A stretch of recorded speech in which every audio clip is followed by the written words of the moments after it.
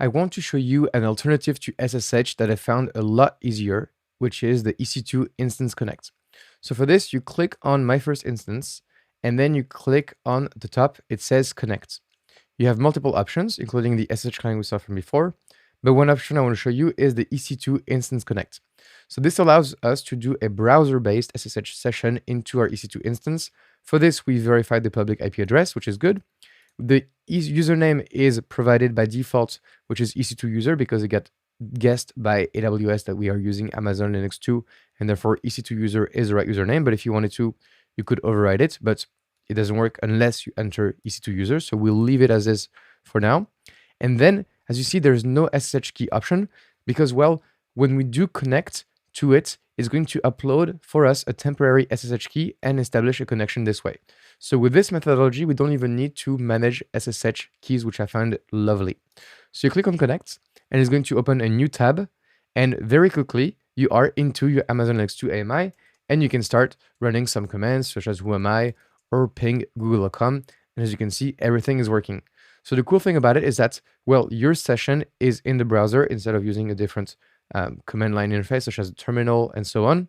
And so you do ping google.com or do any kind of commands you want really on it without using the SSH utility beforehand. But in this course, if I say use SSH, you have either the option to use your own terminal and SSH, or to use, for example, PuTTY, or to use the SSH command on Windows, or to use, regardless of if you're on Windows, Linux, or Mac, the EC2 Instant Connect. Now, this is relying on the SSH behind the scenes.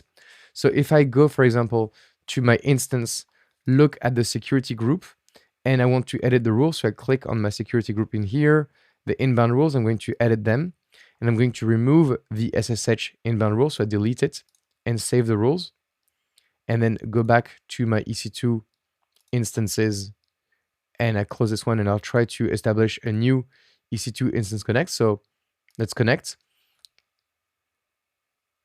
As you can see, this is not working because, well, there's a problem connected to your instance. The first thing is that you need to open the port 22.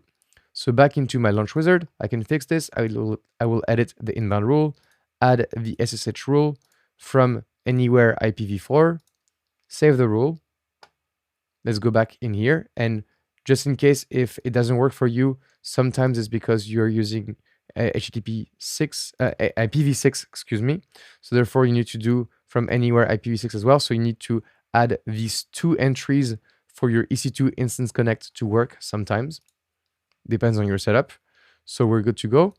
And now if we try to connect to the instance itself, so let's try to connect in here. Voila, we are into the instance. Okay, so that was a quick demo of EC2 Instance Connect. I will use it a lot in this course. I hope you liked it, and I will see you in the next lecture.